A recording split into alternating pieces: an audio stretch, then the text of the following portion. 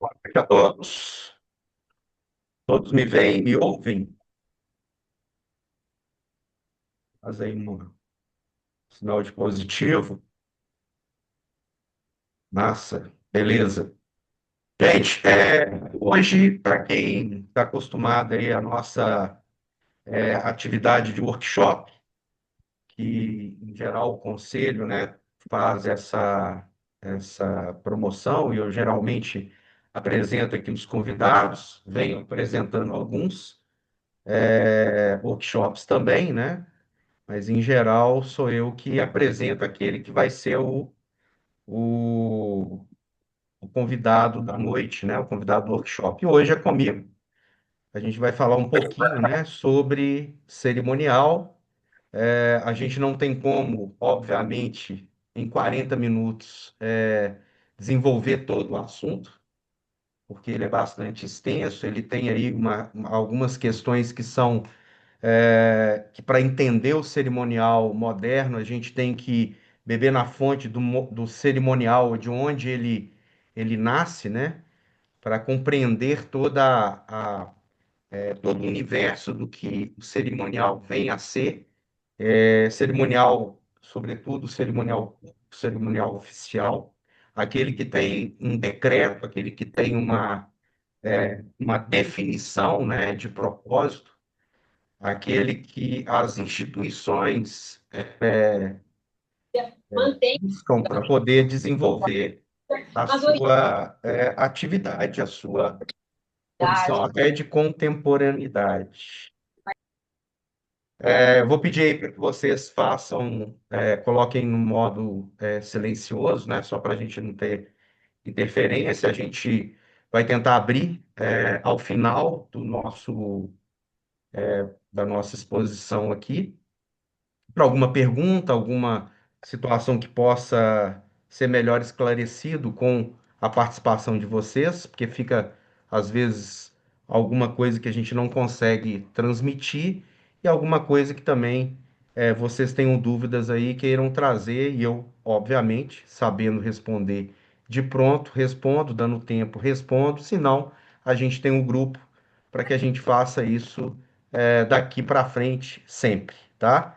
No grupo também eu vou disponibilizar a gravação dessa aula, vou disponibilizar esse material, que é um material apenas de 10 slides, né? O curso que eu ministro é um curso que passa aí de 60 slides, um curso que a gente tem aí algumas questões ligadas a desconto, e quem participa desses workshops aqui, nesse caso do cerimonial, a gente está disponibilizando aí 50% de desconto de um valor que é vendido pelo INAP em parceria com o Conselho. Então, caso queiram ir alguma informação posterior, a gente deixa lá no grupo.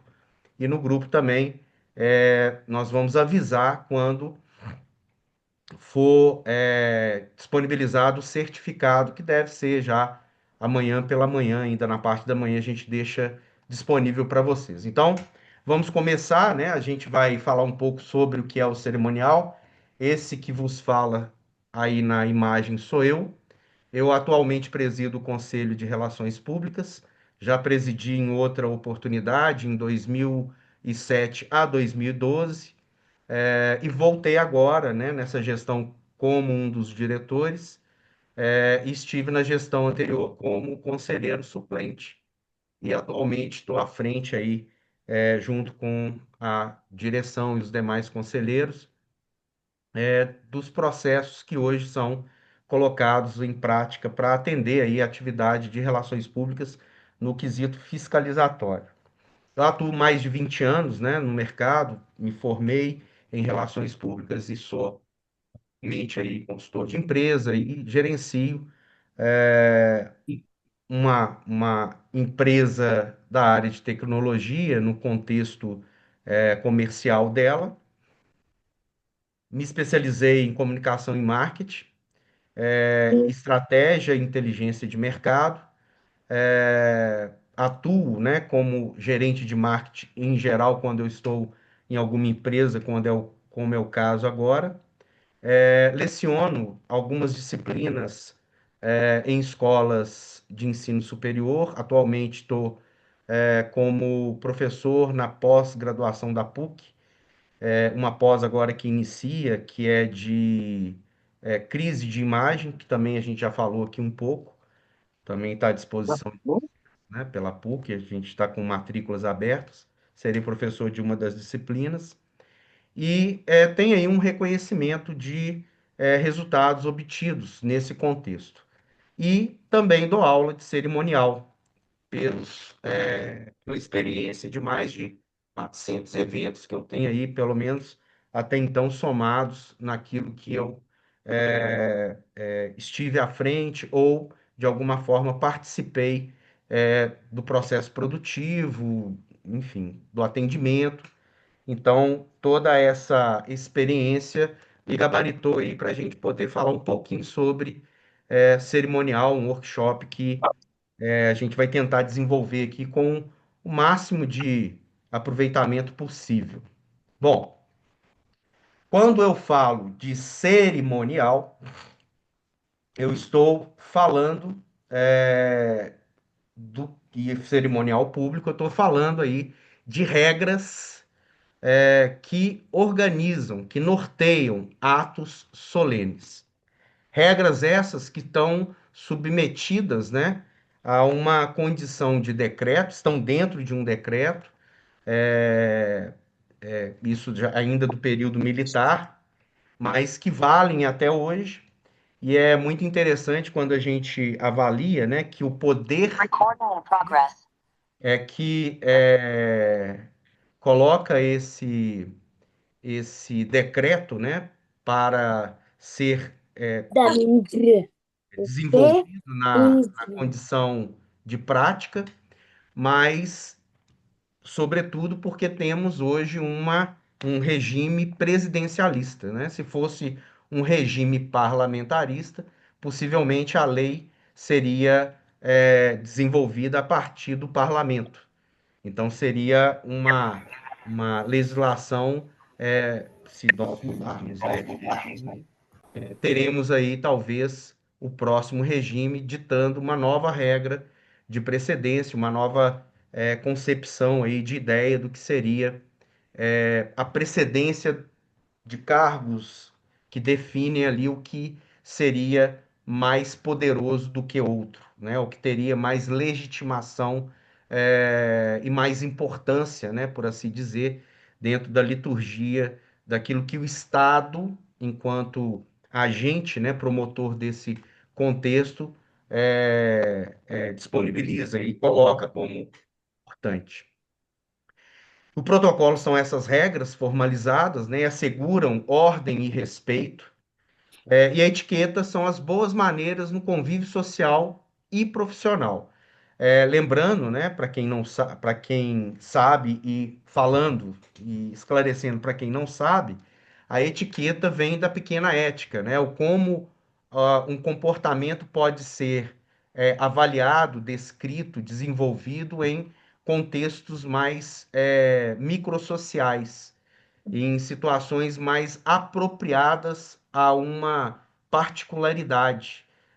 Como se nós tivéssemos, né, aqui nesse ambiente que é online, um comportamento próprio desse ambiente online que se diferencia em um ambiente presencial, em um ambiente de condições mais participativas, né, de outras pessoas que ali estão também presentes junto a esse que vos fala, que não é possível nesse momento agora, né? Para que vocês façam alguma pergunta, nós temos aí, por exemplo, alguns tipos de canais que são próprios para que não interrompa a minha fala, né? E aí eu já de imediato disse no início que as perguntas ao final, se possível, se não, a gente vai para o grupo. E aí eu estipulei uma boa maneira da gente prover esse tempo nosso de forma adequada e na condição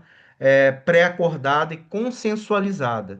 Então, de uma ética, né, que é maior, eu tornei ela mais simples, menor para um micro ambiente social. Esse ambiente que agora está postulado, um ambiente online, com regras, né, que são da própria ferramenta, regras técnicas e regras, obviamente, de um contexto que vem lá desse ambiente maior, né, macro, mas que aqui tem que ser adaptado. Então, dentro desse patamar do que nós temos, do cerimonial, protocolo, etiqueta, quando a gente fala de desenvolver um evento público, um evento oficial, uma solenidade, a gente tem que estar muito atento a esses pilares que complementam, que desenvolvem toda a prática cerimoniosa, ou cerimonialística, num contexto aí de eventos muito próprios, né? Eventos muito particulares. Eu tenho uma experiência muito grande em colação de grau e posso afirmar para vocês que dentre os eventos cerimonialísticos, a colação de grau é um dos mais complexos que tem. Porque ela tem um ato solene, ela é um ato solene, ela é um ato institucional e ela é um ato comercial. Ela pretende, ela tem um propósito de, sendo uma faculdade pública ou privada, de se expor comercialmente num contexto onde ela faz jus àquilo que ela ensina. Portanto, dentro dessa concepção de sistema de troca, ela utiliza, né, o cerimonial colação de grau, o evento colação de grau, para atender diversos interesses dessa, dessa condição de ensino que ela proporciona. Então, durante 10 anos, né, atuei como chefe de protocolo, né, encarregado de protocolo da faculdade onde eu também lecionava, e a gente conseguia muito resultado de matrícula posterior a todo o evento de colação de grau, porque muitos dos que iam assistir também se viam encantados por aquilo, né, que estava sendo celebrado.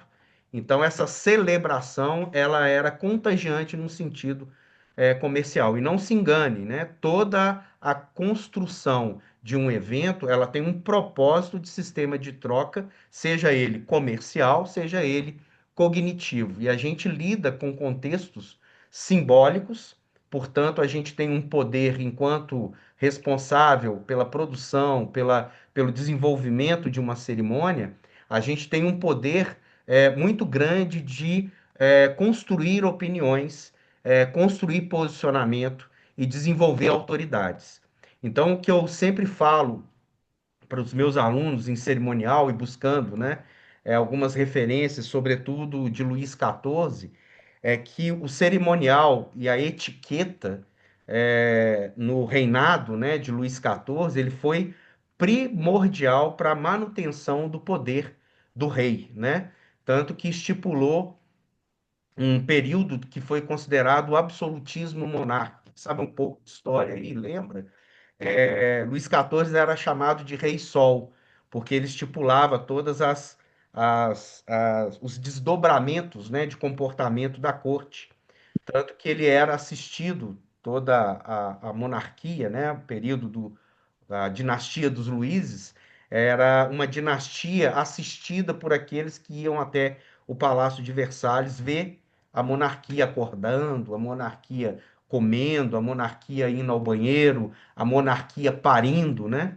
Então tudo isso era assistido como um evento, o despertar e o adormecer do rei. Ela era assistida por aqueles que eram convidados para estar nesse momento e com tudo isso criava comportamento na corte muito propício, muito paralelo em condições, né, de apoio, de situações onde era Criava uma verossimilhança, uma simbologia, uma consensualidade, tanto que Versalhes também era conhecido como o Palácio dos Espelhos. Você se via e se comportava conforme o outro se manifestava, esse outro que, né, pela etiqueta, demonstrava todo o poder de Estado, né? Tanto que Luís XIV tinha uma frase que era a que o Estado era ele, né? Acho que salva aí o meu francês muito ruim.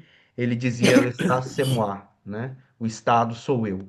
E nessa configuração de Estado, foi possível entender como que esse simbolismo cerimonialístico ele mantém e aumenta, né, a sua influência de poder daquele que tem o domínio das regras ou exerce essas regras em conformidade àquilo que é o propósito de uma instituição.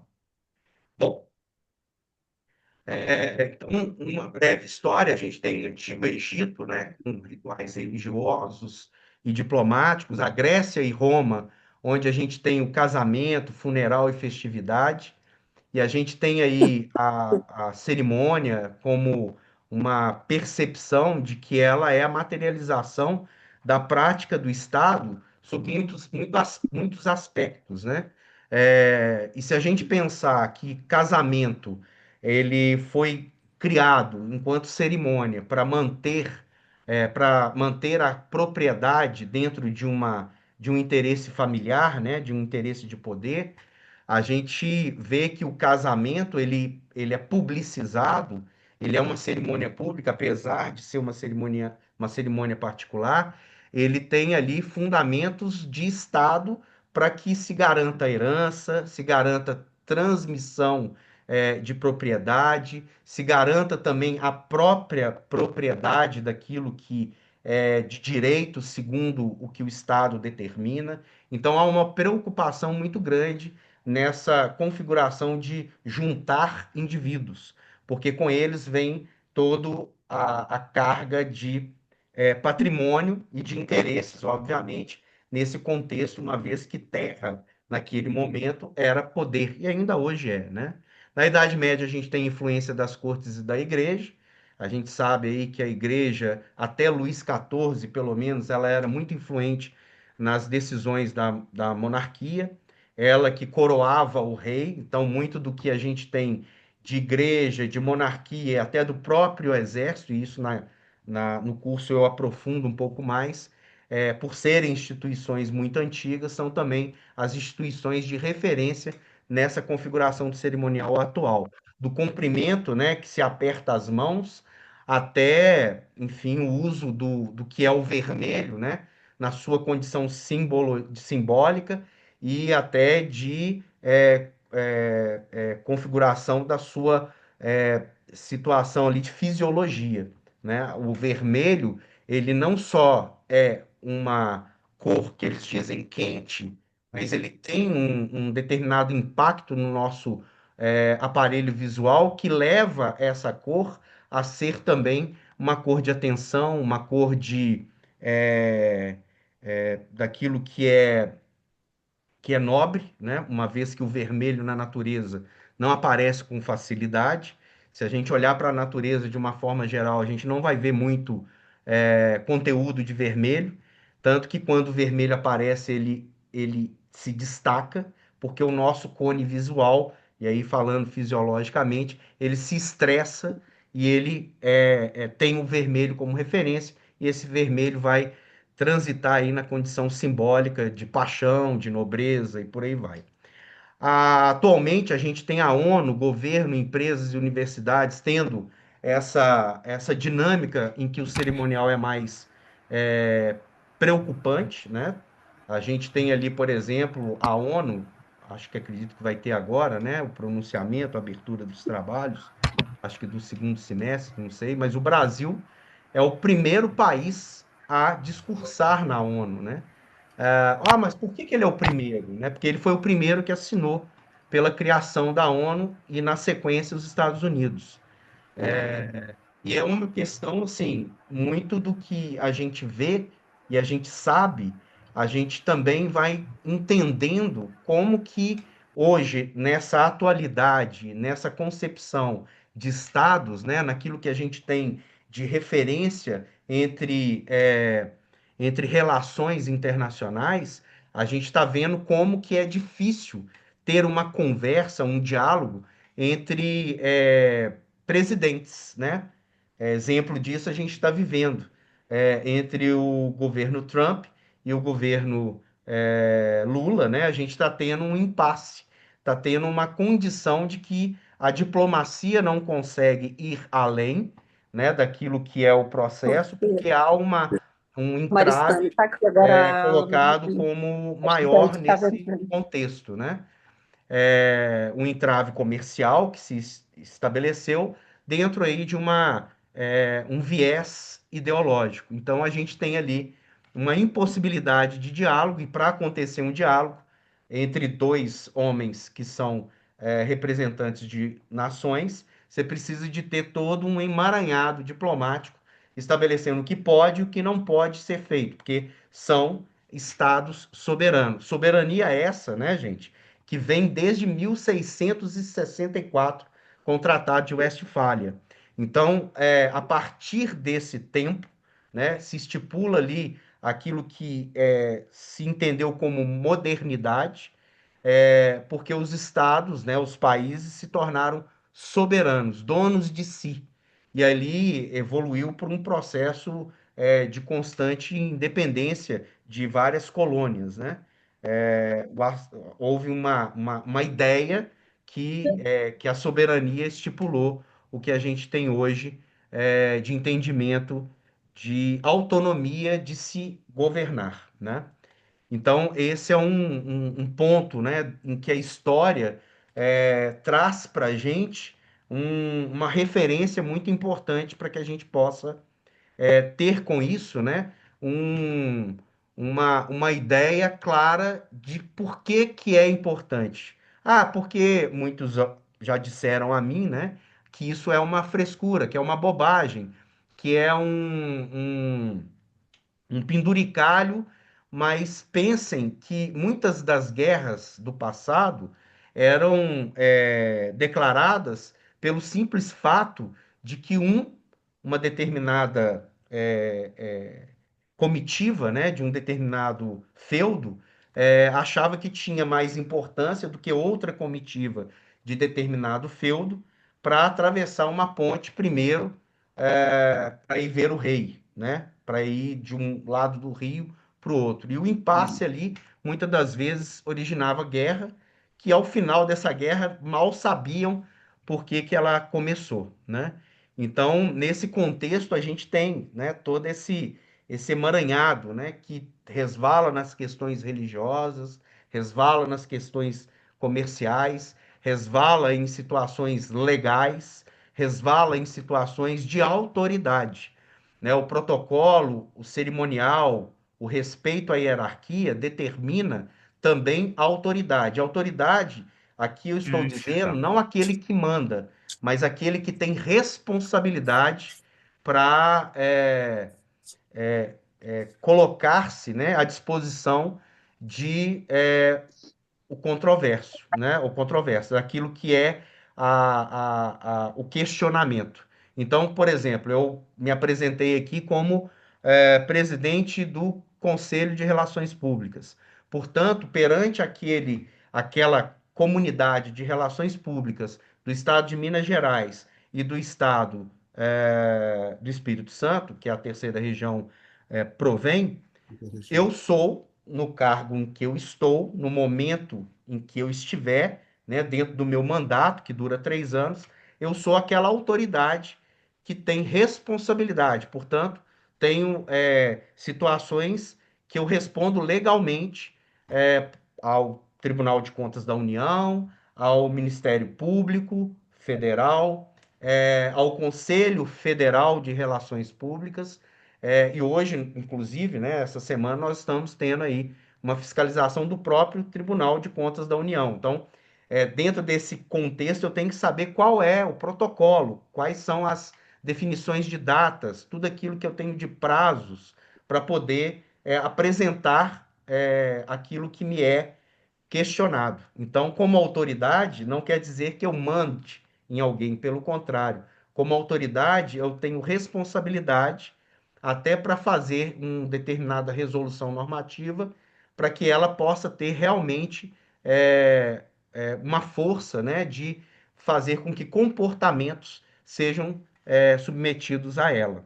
Então, essa autoridade é garantida por uma série de situações que são simbólicas, que vem de uma votação, que vem de uma diplomação, que vem de uma posse, que tudo deve ser público, né? Então, todas as cerimônias que eu coloco para vocês aqui são cerimônias que estão previstas por um ato de autoridade enquanto estiver no cargo.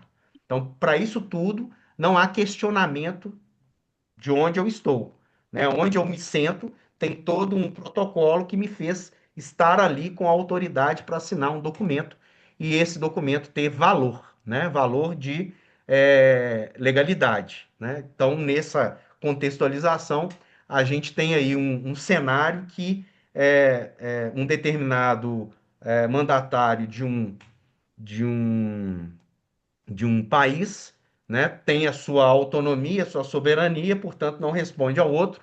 E a quem ele vai responder, né? Tem vários fóruns, tem vários desdobramentos dessa questão, né? Mas, basicamente, a ONU, de alguma forma, reformula algumas questões até para que haja um mínimo, né, de contexto de relações internacionais sadias. Não, obviamente, esquecendo que a guerra também faz parte do que eles chamam de teoria realista, né? A ONU hoje ela tem uma construção que vem da teoria realista, que a guerra é inevitável, mas a gente tem que ter instrumentos de controle, né? Até mesmo para a guerra. Então, toda guerra tem regras, né? Regras essas que, se forem comprometidas, aqueles que respondem pelo Estado, né? Naquele contexto de declaração de guerra, eles vão imediatamente serem responsabilizados por crimes que possam acontecer nesse contexto aí, nesse recorte do caos que a guerra traz. A gente tem o oficial, então, que é o diplomático, militar e universitário, e o não oficial, que é o empresarial, social, religioso, esportivo. É, todas essas dimensões, a gente tem como oficial aquilo que tem um decreto, né?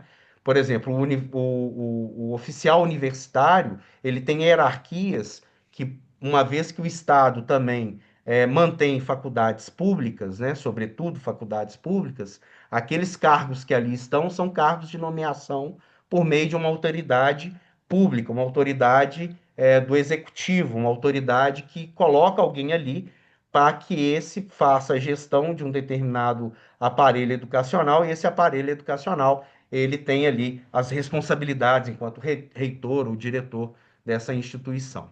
E no caso de oficial, a gente tem aí diversos exemplos do nosso dia a dia, mas que não estão fora das regras, né? Não são regras criteriosas como o decreto, mas são regras de etiqueta. São regras onde uma ética menor, né, determina o comportamento de um universo social também menor, de um micro-universo social. Espero que esteja sendo compreendido, apesar de buscar alguns exemplos que vão um pouco além, né, do que talvez a gente está acostumado a escutar em aulas de cerimonial, mas é importante porque quando eu falo desse contexto do que é cerimônia, eu estou falando de simbologias, né?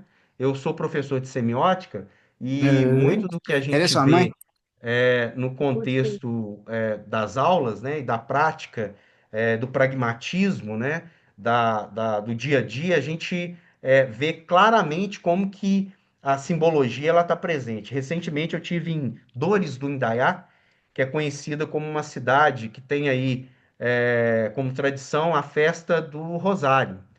E eu fiquei assim, de queixo caído, muito emocionado, como que uma festa religiosa, né, movimenta, cria mobilização, cria interesse público, como que ela passa a ser uma fonte de riqueza, riqueza simbólica de uma população, né?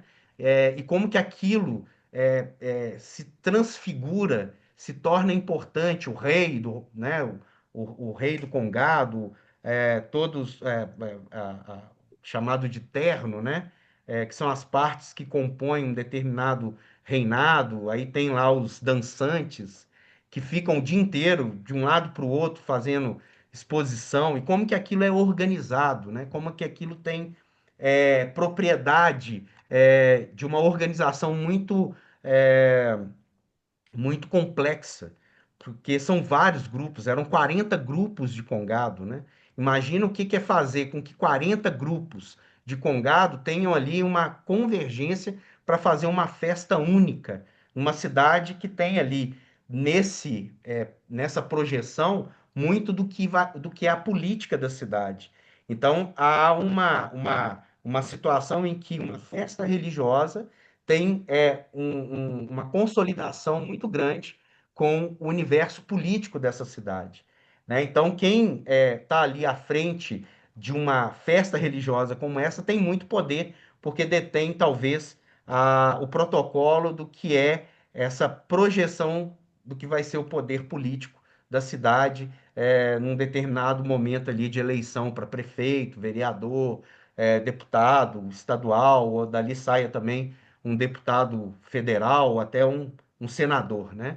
Então, uma cidade como essa, ela consegue se pronunciar, né, dentro de uma situação muito grande na região. Tolstói, né, tinha uma frase que era: canta tua aldeia para seres eterno, né? E a cerimônia em si, ela promove esse tipo de contexto, né? De se tornar eterno naquilo que a gente tradicionaliza através de regras de comportamento e de protocolo. Bom, a gente tem aí, dentro do que a gente coloca, né, como cerimonial, né, a hierarquia e precedência, onde a gente tem a ordem de autoridades e convidados, isso tem uma lei que determina qual é essa ordem. Um exemplo prático é a formação de mesa em eventos oficiais, é, e importância do bom senso num contexto geral, né? É lógico que muito quando a gente fala quebra-se o protocolo, ele tem que saber que está quebrando o protocolo usando bom senso.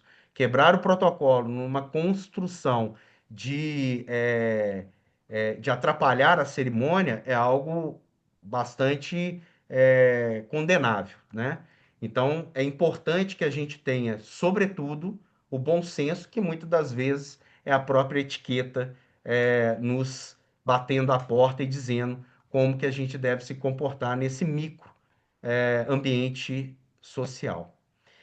O decreto que rege a condição de cerimonial no Brasil é o decreto 70.274, que é do presidente Geisel, né? Ele que faz o decreto, e ele que até hoje está à disposição para que a gente possa ter como referência e agir dentro daquilo ali que é condizente às regras hierárquicas. O uso correto de bandeiras está lá também, e convites e recepção pelo tratamento, né, de cada autoridade também está definido, entre outras regras que ali estão, tá? Tem, por exemplo, regras até de manobra do carro do presidente, como que ele tem que ser manobrado e se o presidente vai estar dentro ou não. As a garantia, né, da abertura das portas estarem sempre abertas, as visitas precursoras para garantir a segurança da autoridade quando ela estiver presente no recinto. Então, tudo isso aí são formulações desse regramento que o protocolo disponibiliza através do decreto 70.274, beleza? Etiqueta profissional, né? A gente tem ali trajes adequados, cumprimentos e apresentações, comunicação verbal e não verbal, que muitas das vezes fica mais evidenciado do que a verbal, e o uso correto de e-mails, redes sociais e toda essa gama aí de modernidade que a gente tem atualmente. E hoje, como a gente está num ambiente online, né, muito presente em ambientes online, eu estou dando aula praticamente uma atrás da outra, há uma necessidade grande de saber qual é o comportamento adequado nesses ambientes, né, para que a gente não cometa ali nenhuma gafe e, pior ainda, né, não desonre ou não é, faça ali alguém se sentir constrangido por um comportamento que a gente tenha, muitas das vezes por mal informação, né? Por não estar informado adequadamente. Então, esse é um contexto novo que a literatura começa a desenvolver, né? Com mais frequência, e que é importante, para além do decreto, a gente ter um estudo minucioso disso. A etiqueta corporativa, ela tem aí como pilar, né, aparência e postura em reuniões, respeito à diversidade cultural, que hoje isso é importantíssimo, sempre foi, mas nunca é levado em conta, e como evitar gafes em eventos empresariais. Gafes essas que quem vos fala aqui já cometeu várias, né, e já vi vários cometendo, o que nós não estamos livres nunca de fazer alguma coisa errada dentro de um ambiente extremamente controlado e legalizado, né? A gente pode, inclusive, colocar a bandeira de cabeça para baixo, como eu já fiz em algum momento, na minha época de estagiário, e desse erro, depois, né, que eu fui esclarecido, nunca mais errei, pelo menos, né, que eu tenha notícia de mim mesmo, nunca mais errei a condição da bandeira, mas já estive em situações bastante é, comprometedoras, né? Por não ter ali um conhecimento e no momento em que eu vi que era importante, aquilo passou a ser uma atividade profissional do meu início de carreira. Dicas rápidas, né? Nesse contexto do que estar sempre atento, né? À pontualidade, respeito à hierarquia, ouvir muito, falar menos e adaptar-se ao ambiente, né? Para isso existe o que a gente chama de visita precursora. Vá sempre antes ao local onde vai acontecer o evento, para que você possa se ambientar antes de mais nada, antes do evento acontecer, que pode ser dias ou meses para frente. Então, seja sempre prudente nisso. E para o encerramento, né, o cerimonial organiza, o protocolo orienta, a etiqueta humaniza. Então, para a gente poder fechar um pouco do que eu falei aqui, né, no início, a gente vai ter um espaço para pergunta aqui. Deixa eu ver quanto tempo nós temos, porque caiu o link, né? Nós temos aí perto de 2 minutos, mas enfim, talvez não seja possível, mas eu resgato lá no grupo e respondo, tá? O meu fica aí para vocês.